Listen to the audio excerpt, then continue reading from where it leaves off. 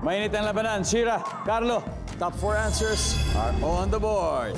Kung ikaw ang host sa party, sa isang party, kung ikaw ang host, ano ang dapat mong maging katangian? Go! Carlo. Friendly. Friendly. Di ba? Host sa party.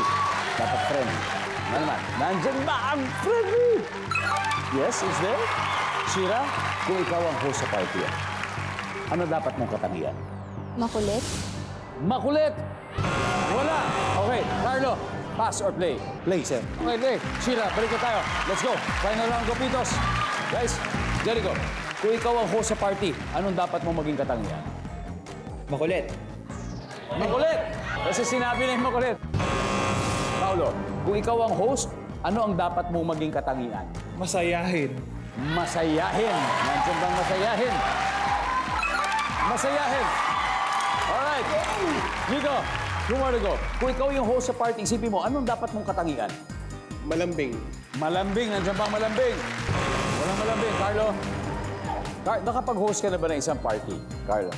Yes. Yan. O, imagine. Kung ikaw ang host ng party, ano ba dapat mong katangian? Kailangan makuha mo to, kundi masistem nila. Ano kaya to?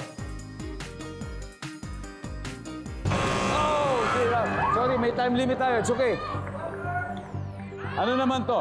Okay. Ang sitwasyon natin halos medyo tabla eh. So, 162 is up for grabs. So, pag makuha ni Mira, panalo na sila. Ganun kasimple. Pero kung hindi, Mira, mapupunta sa kanila yung puntos. Shira, ano kaya? Kung ikaw ang host sa party, anong dapat mong katangian? Confident. Confident, L? Mabilis mag-isip. Mabilis mag-isip. Krista? Energetic. Energetic. For the win, Mira. Isang tamang sagot o may iba ka sagot? Kung ikaw ang host sa party, ano ang dapat mong katangian, Mira? Let's go. Energetic. Energetic. Is it there? Mananalo kaya sila o ang mga Gopitos? Dahil sa sagot na energetic, magkakaalaman na. Nandiyan ba yan? Services!